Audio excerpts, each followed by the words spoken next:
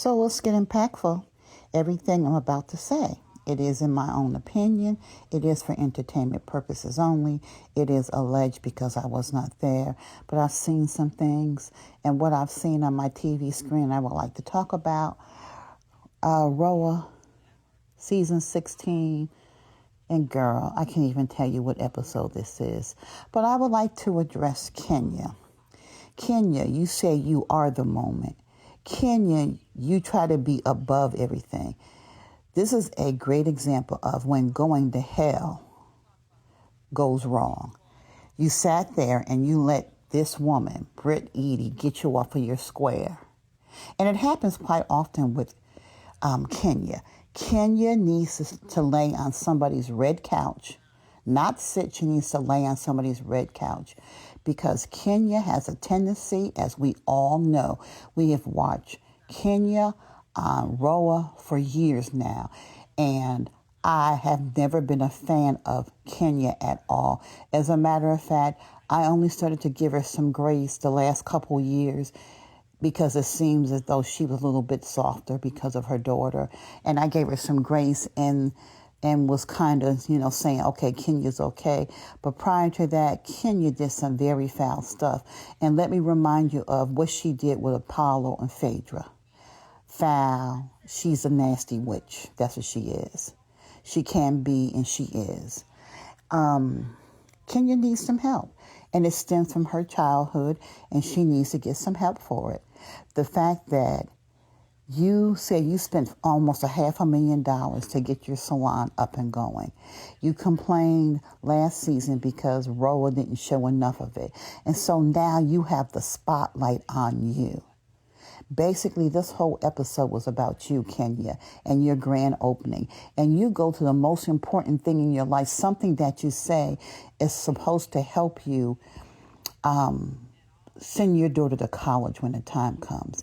And you sit there and you make a spectacle of yourself. You make yourself look very immature. You made yourself look ghetto.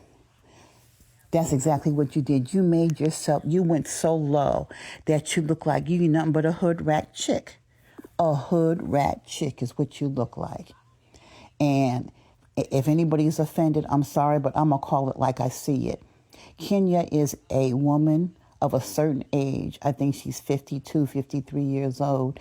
And for you to act like that, for you to show your ass on national TV the way that you did, I understand you were mad at Britt. Okay, yeah, Britt was foul. But what you did was low down, gutter snipe, and you should be off the show. The fact that you shown pictures of this woman performing fellatio on a man is downright disgusted. And it's called RP. Let's not give her no excuses. This is what you call revenge P. For her to show that, and she's a woman, nah, you should be off the show.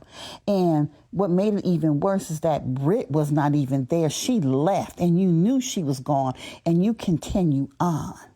See, that's why you didn't yank that invitation and tell Britt she was not invited. And I said to myself, it's funny that Kenya didn't yank her invitation to Britt, because we know she's been known for doing stuff like that.